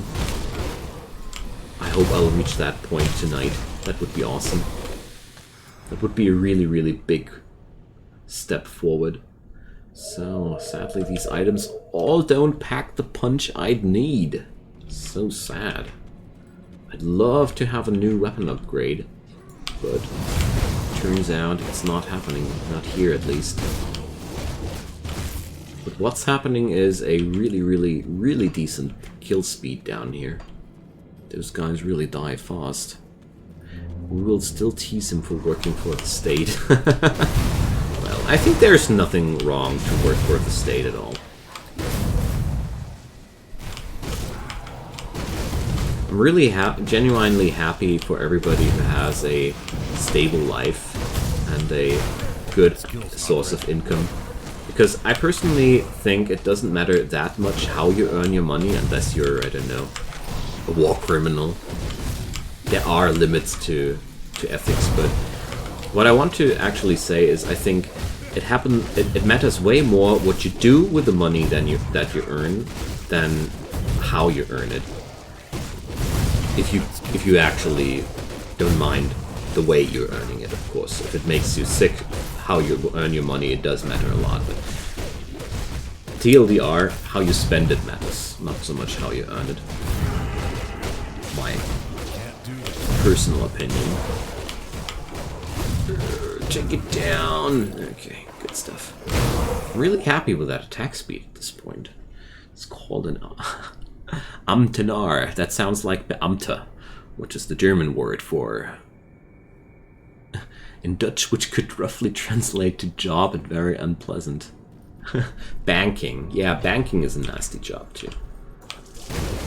But, well, you are modern clergy, Cognito. Banks are modern banking is modern clergy. I really consider money as the modern day religion. We don't believe in God, we believe in dollars. Or in euros. Or in yuan, I think that's the Chinese currency. We way more believe in currencies than we do in God. But we do believe in currencies like we did believe in God. I would rather be referred to as software tester. Okay. I shall therefore refer you as software tester. If you please. If that pleases you. I don't mind. So, currency is unstable. Of course it is. But it's well, money is the way we go through the world. Fortunately, I work in finance and I kind of have to agree. It's Indonesian tradition to buy gold from your savings. Well, I got my degree in economics, so I'm kind of like stuck in that system too. But I had to go outside of it. Because I for myself was not able to live with that kind of money earning. Constantly made me depressive, so I had to change up my way of life. So I ended here. Being mostly poor, but at least very happy. What matters for me the most? Being happy. You know, you only have one life, so it would be a shame to live it unhappy. I did that already 20 years of my life, living it unhappy, I mean. All hail currency inside currency here. Yeah, you totally got my thought there. And if you look into it deeper, most countries have a very, very solid interest in making their currency the strongest in the world. Wait a sec, let's go outside there for a moment. Because I vaguely remember a rift gate behind that thing. The failure of to unite all of Europe under one currency. Yeah. The euro is really a pain. Everything here in Germany went for the worse once we had the euro. Like the population of Germany suffered a lot since the euro got introduced. Poverty was increased, inequality was increased, but at the same time I do understand why it had to happen. We needed we needed the global stability. But yeah, okay, Grim Dawn politics talk. That one came unexpected. So, I don't want to dive too deep into that topic because I was actually busy having fun, and I think I don't want to go down the Ernest road today. Mr. Ernest can go to bed now. All the countries that were considered relatively wealthy. But I don't. Please, you guys can do what you want. I'll focus on the game.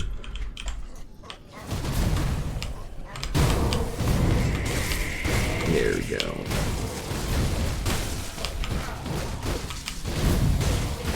I'm so happy to experience this portion of the game easy for once. Usually I'm dying, kiting, and fearing this area a lot. Nah, don't you worry, man. It's just most of the time I don't know when to stop with money topics and politics topics, and then I end up feeling so sad and earnest, and I'm like, I wish I didn't go down that way. It's just like in this game when I skip out on a particularly nasty boss. Skip out on that topic. Because I can't kill that topic. Oh, a treasure trove. Nice. So, tonight I want to dwell on sweet, sweet, blissful ignorance. So, Frontier Sabatons. Oh boy. That's a keeper. One is good. It's a lot better than the stuff I'm carrying around right now. Also, can we install mutated scales on that? I'm pretty sure I can. No. Oh yeah, you can only put up the marks of the Traveler on these. But here we go, 500 HP more. Bam! That's a really, really big bonus here. Oh, they do take bristly fur. But I like the mark of the Traveler more. 8% movement speed. Movement speed is so hard to come by in this game. I really take that whenever I can. My first pair of boots I didn't have the mark of the Traveler yet. So I even installed a battered shell into that. But I don't want to go for the bristly fur here. I feel like well, I don't want to say it out loud, but I feel like I start to have enough HP for now. But that's never a true statement. One cannot have too many HP in an ARPG. It's just a filthy lie. So now I'm confused. I feel like I should have found a extra area. Most blue boots have about 5 to 8% move speed, yeah. That's why these 8% move speed are so big on the marks. Seriously, shouldn't there be a secret passage? Somebody mind helping me out here? Why? Am I just wrong, or was I just blind?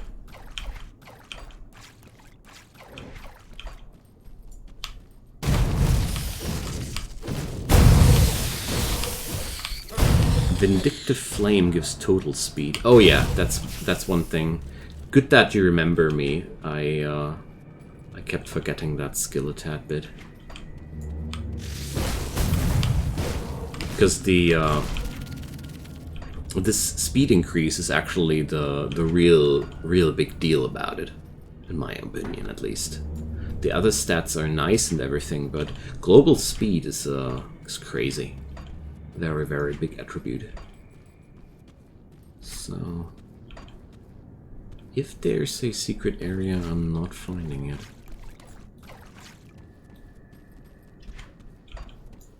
Could also be that it was a different side map. Well, whatever. I don't want to spend my time too hard looking for something. Yeah, well, the other stats aren't that bad, though, gotta say. So we're almost at Homestead. Nice.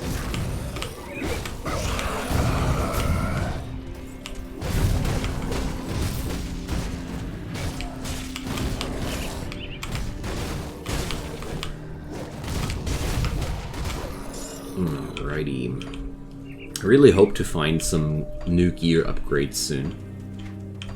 I feel like new weapons are about time. Level 24, level 24, level 35 at this point. Definitely time for an upgrade here. Good. It's not that easy to find upgrades at some point of your progression. Once I found a certain good blue item, most of the time they only get replaced by other good blue items or purple items. So. Have any knowledge about how trading works in hardcore? No, not at all. I never multiplayed this game, actually. Only single player experience here.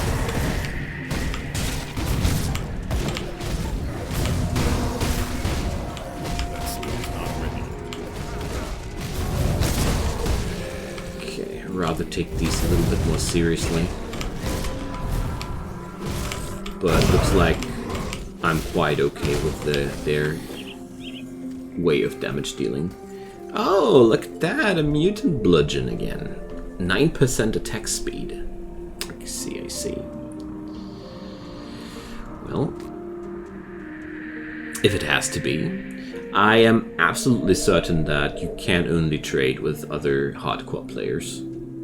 No doubt about that. Because my recipes, they are locked now to the recipes I had on normal difficulty. So I'm pretty sure that these inventories are locked out as well. Or, for example, my chest is also not connected to my softcore chest, so I'm pretty sure these are completely different pools.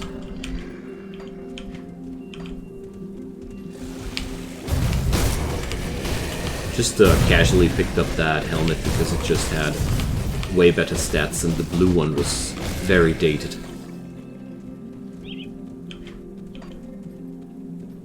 I'm still looking forward to the point where I'm like making a new hardcore character which can thrive from the treasures from the past. This won't be solo self-found anymore, but I don't mind. I feel like in hardcore, my collected items mean much more to me, if that makes any sense. Like, those feel way more like real treasures. Especially since you lose them if you die with them. That's the best part about it. This really makes those items something special after all. Looks like the drop rate is improved from a lot. Oh yeah. Yeah. You really receive a ton of items by now. That's why I'm not selling too much. I practically would be only starting to sell if I really would have a particular goal in mind where I would be needing the iron bits for, because I really don't like to interrupt my gameplay by backporting way too often. That just annoys me a ton, you know?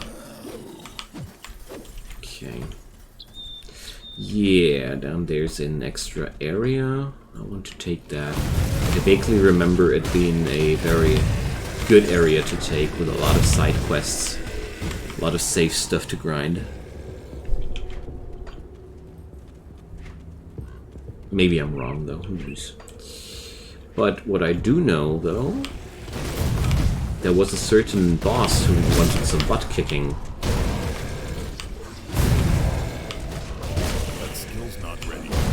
A certain Salil Guardian. Definitely want to take that down before I log off today. Still sell all greens, storage isn't cheap. Yeah, I did that a while ago too, but for now I don't want to water down my streaming experience with that, if you understand what I mean. It's not like I'm poor, I just don't utilize the storage area that much right now. So I'm not blasting that right now, we're just waiting for that. But if I play single player, I do loot and sell also more. At least until I have the storage areas unlocked, just like you said there.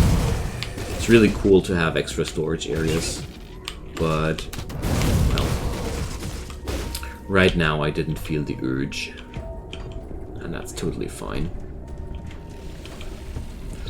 So wow, seems like we're actually making it to Homestead. So, I never thought that dual-wield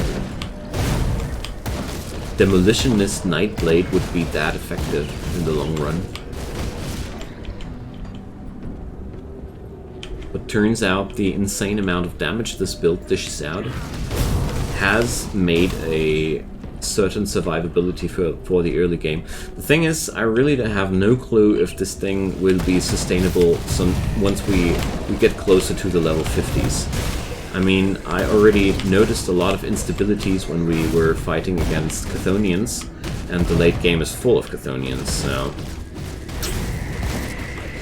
we won't be skipping out on those later. So, plate mail has no health, but cold resistance, chaos resistance. So close, yet so far.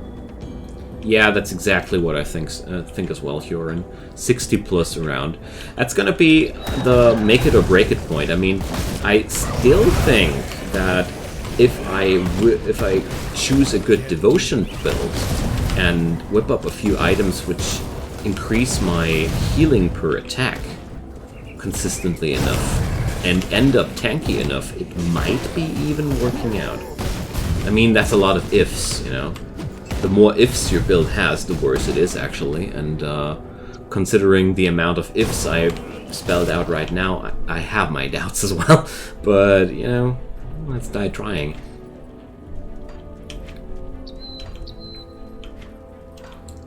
And whoever's new to the stream, the next character here will be definitely again be selected by the audience, because I really enjoy that so much. To play something random I wouldn't choose usually. It really feels like it's a very, very refreshing game experience, gotta say. Group clearing ability is not quite there yet. Yeah, true that. That's why I'm looking forward to the next 2 devotion points when I finally will have 4% health conversion of my damage. That's one of the big issues there. I really look forward to the extra life leech. That might be the first tipping point of that build, because that will mitigate a ton of the damage.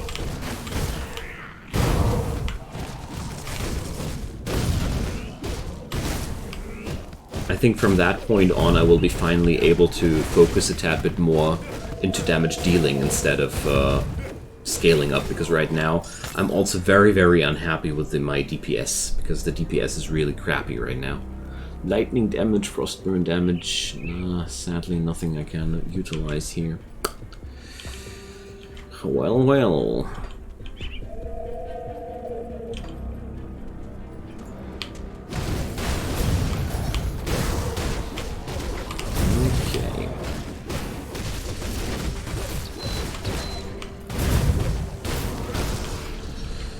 But apart from being a little bit slow, I'm very happy about the stability. We've only had 2 fuck-ups today, where I felt like I was too close. There were 2 situations that were too close for comfort, but these were my mistakes. Greed. Both times greed. Go, let's lure them out of the ether soup. Yeah. That does happen, Joe. That does happen.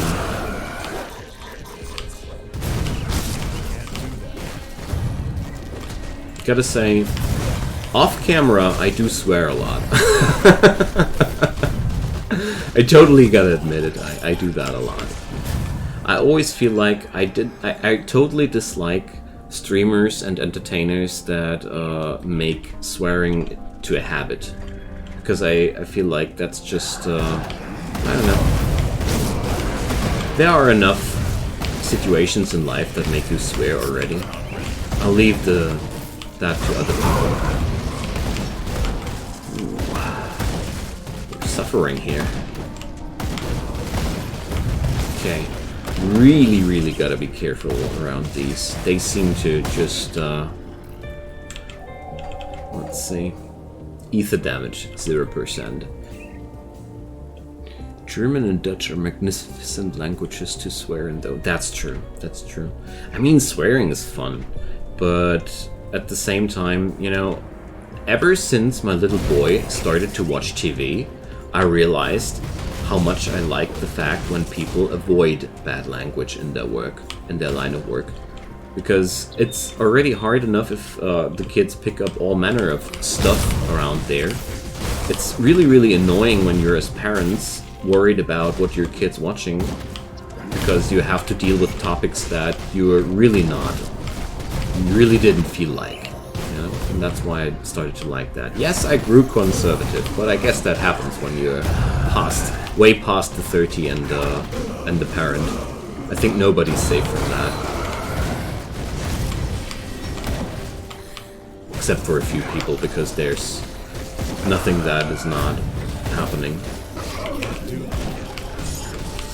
Alright, Haraf the Slaughterer.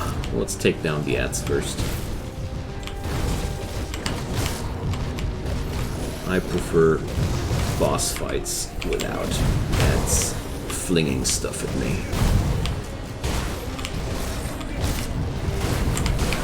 Whoa.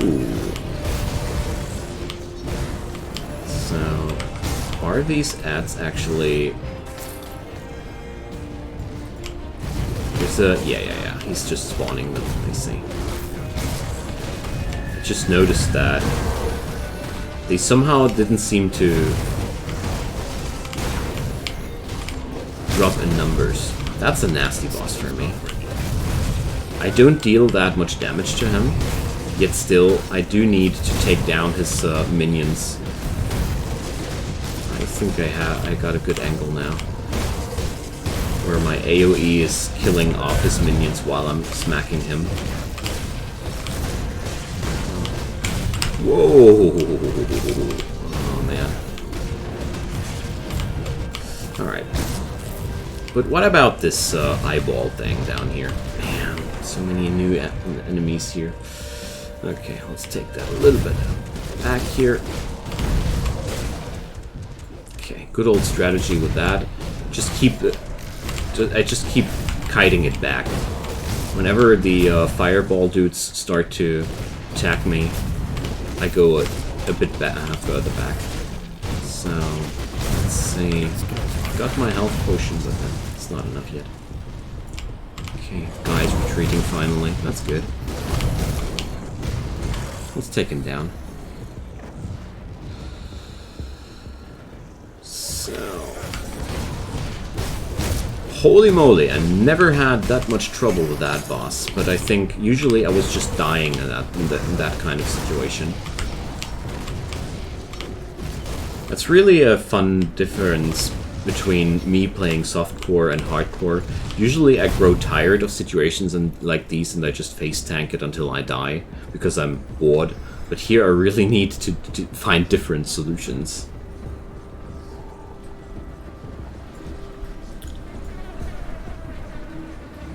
Yeah, that's exactly how I feel like too, Hjorin. I was way less conservative when I was younger. But I think that's normal. It's just your understanding of the world grows, and that makes you way more sensible for a lot of things. It's just important that conservative opinions don't paralyze you at some point, because if they start doing that, you grow, well, rigid in your head. And it's never good to be too rigid in your mind. It'll make you grow older too fast. Just my opinion.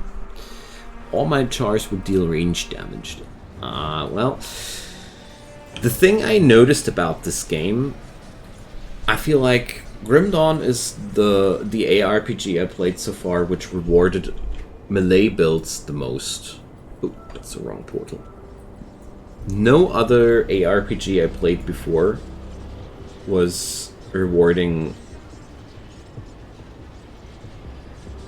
that this much. What happened here? Did I not activate the Rift Gate at Ulgrim's? Is that actually what happened there? Okay, let's try it out. I need to check back with Ulgrim to invite him to Homestead, but I never had that. So basically I had the feeling like ranged characters felt a lot harder to play than my melee characters, which I started out lately. Felt like the game is pretty much balanced around making melee possible in this game, but correct me if I'm wrong. I've never been too deep in the late game. The late game is the point where things truly show if they work or not.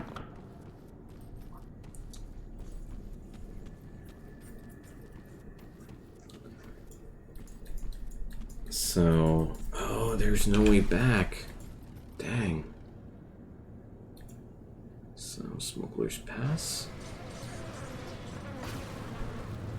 That was the one I was looking for, right?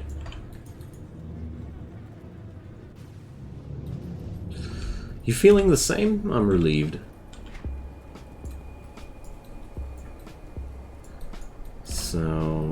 you guys kidding me? Oh, I think I took the... Did I took the wrong turn? No, I didn't. So... That's a new one.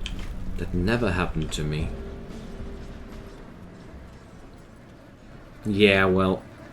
What I did notice, though, is that... What works in this game really well are minion masters, in my opinion. They are really, really powerful in this game. And they go extremely well with any spell, with every spellcaster build I discovered so far. Minions are so powerful, and it's so easy to acquire a full set of gear, which has decent caster stats and somewhat beneficial pet stats. That was my personal experience. I'd really like to go for a build like that sometime in the future. Would be really fun. I made very good experiences with that, at least.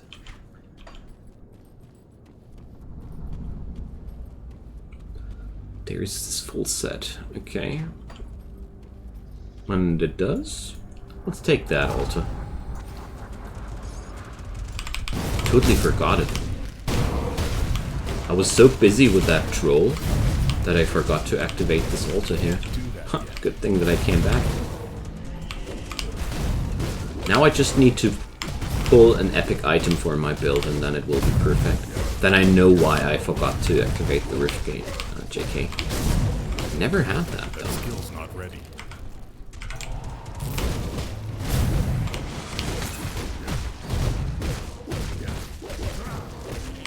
Alright. There we go. More? More.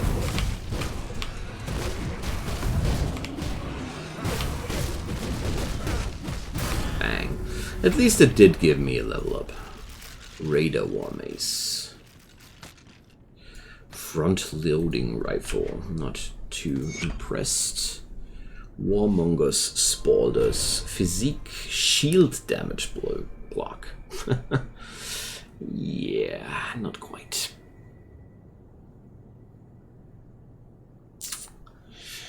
Looks like this one is a little bit of a disappointment. That's okay, though. Alright. Now, I want to max out something more useful. Let's see. I think it's time to max out yet another skill. I just don't know which one it should be. So... I really feel like Vindictive Flame would be fun. Ulzuin's Wrath, though, well... 15% of attack damage converted to health? I'll have to try that one. At least give it a try. And then, yeah, this is a good mix. This is physical damage, fire damage. Never played minions in this game. Looked kind of boring to me. Very passive playstyle. Now I definitely feel like I need to play that. Just to show you why I think it's fun. Maybe it'll bring you something as well. I don't mean to convince you. I just want to do a little bit of gameplay, which is fun for me. So, yeah, I really managed to navigate around that thing. I certainly did. Now that's crazy.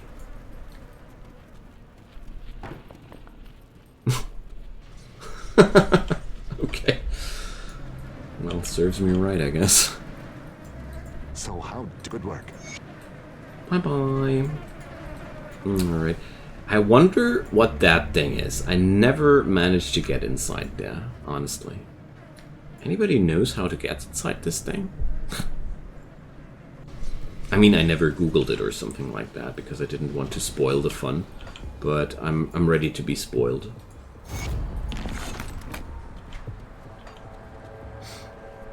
Okay. Eesh.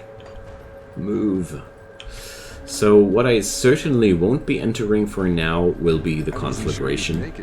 But you Couldn't clearly see what it was. I wish that was There the was a portal down there at the other end of the canyon there, which is blocked by the Black Legion. You have to cross a very, very long path of ether soup to get there.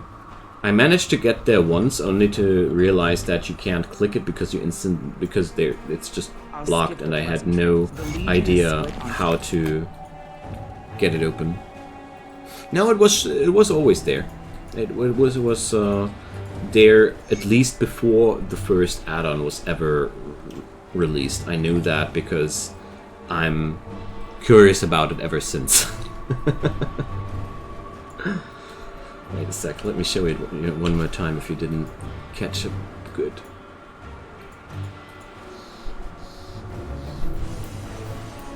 So let's get there one more time. I mean, it's more or less ending time for me anyways. Maybe do that bonus area and then go to sleep. Down here, there's the door. So, I don't know if you can see it now. This door. You have to cross this really, really long path of ether stuff. Port Valbury. Where's that?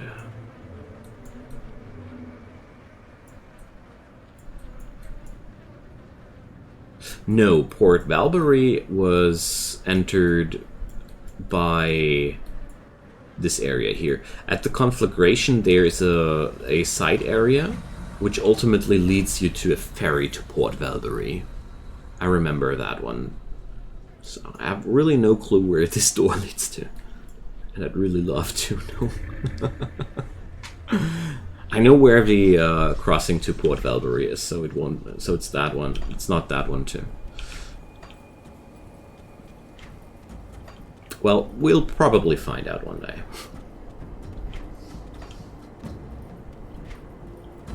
This game has so many things hidden. Yeah, but believe me, it's been there since forever.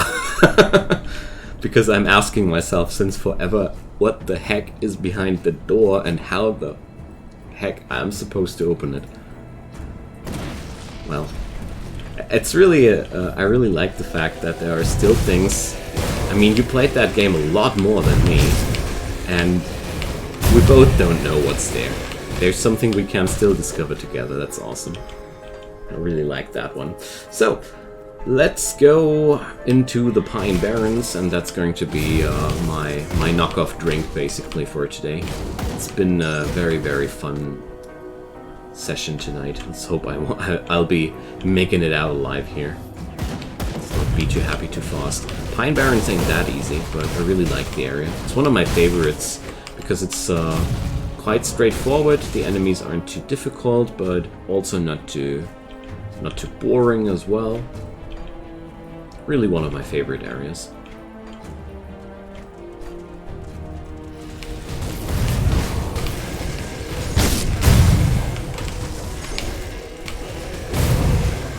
Alright, there we go.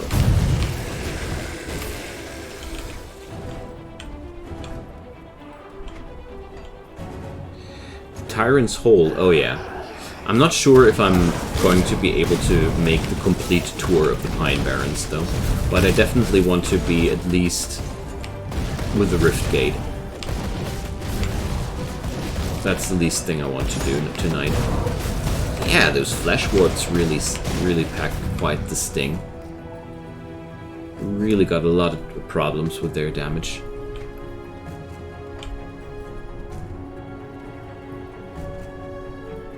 Whenever there's flash warped on the menu, I really suffer a ton.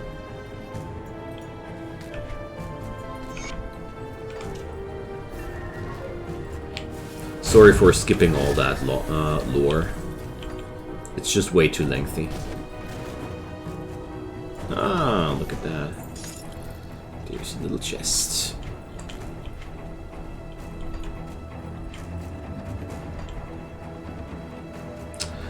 Although the Manticores, is that the area with the Manticores? I think so.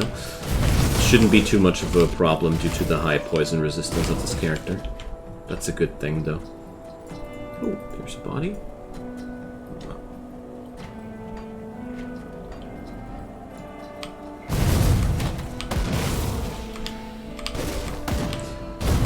So I haven't fully decided if I'm going to be...